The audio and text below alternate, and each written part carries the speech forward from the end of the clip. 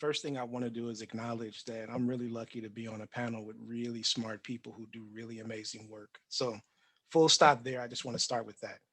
And a lot of what I would have covered has already been covered there. So, I'm going to do something that's a little different. I'm going to talk more meta about this process. And so, the way that I see it, the reason why I started working with the African American Research Collaborative was because of all of the things that have been mentioned so far. This unfair lack of attention to the preferences and decisions of African Americans was obvious. The need for more data to be collected was also obvious. Another thing that I noticed is that having nuanced interpretations of polling results also needs to be at the forefront too. And if you're paying attention on social media, people right now are just really looking for that when it comes to making sense of the results of the election. And one of the questions that keeps popping up is why did things shake out the way that they did? Because people expected things to turn out in different ways than I guess some people actually saw. I keep going back to the idea that the predictions the whole time were that Biden would most likely win decidedly, and most likely he would be presiding over divided government. And that seems to be the case. There are people that will argue about the margins of how far or how not far the predictions went. But I keep going back to the fact that we now have results that we can interpret. And I think the interpretations are important.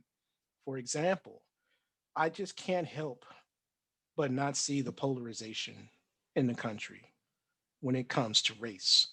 And I know there's always this blame game that goes on after an election. So you see that a lot with the results for Congress, and people are like, okay, what happened with the Democrats? I'm saying what's happening with Black America and white America, because that's pretty clear. Look at the exit polls. And so I actually pulled them up because I wanted to see whether or not they were in keeping with what we expect. By and large, the way the results played out, about 6 out of 10 white respondents broke Trump, and about 9 out of 10 Black respondents broke Biden, right? And that shows up in a lot of surveys. That's a pretty robust conclusion. We can say that it's pretty clear that Biden enjoyed a really large portion of members of minority communities giving him support during the election. And Trump did a great job of unifying the white vote in 2020. That's something. I would kind of like to hear that being talked about some more. And I think that's a probably more important conversation to have than some of the conversations that we're having that look at small differences between men and women, for example, when it comes to support in minority communities. I also think another really important conversation to have is about the differences within these groups when it comes to how Trump and Biden got support. So I'm going to share my screen for a second to see if I can play some of this up.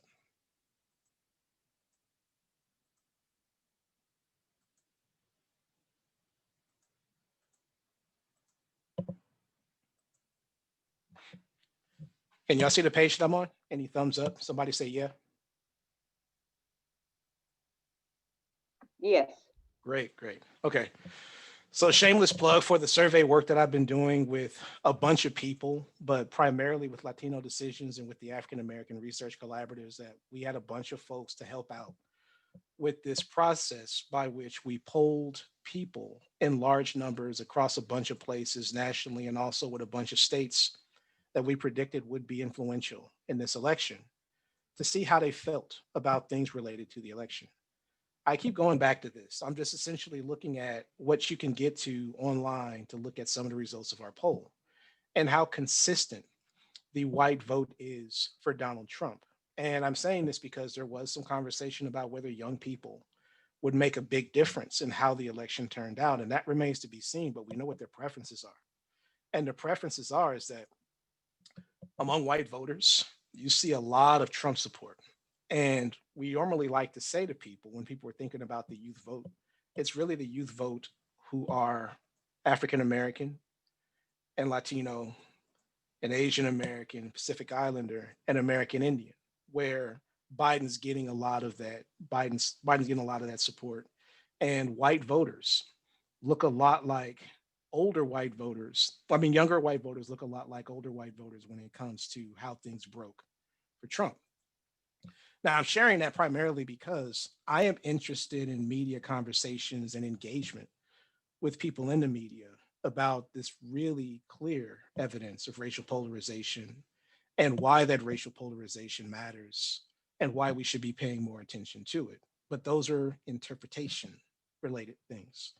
And so, as a person who's a political scientist first, who's found his way into the polling world, it's really important to me that in addition to the data being collected that we need to have so that we can speak with more confidence about what's going on in communities of color, I feel like those efforts also need to be met with proper interpretations of what those results are actually giving us.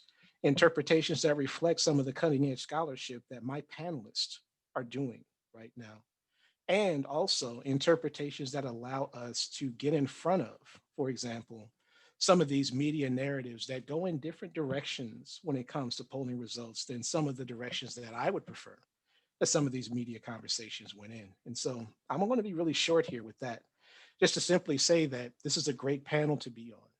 I really do believe quite firmly what Camille says about the importance of what I'm going to call culturally competent polling.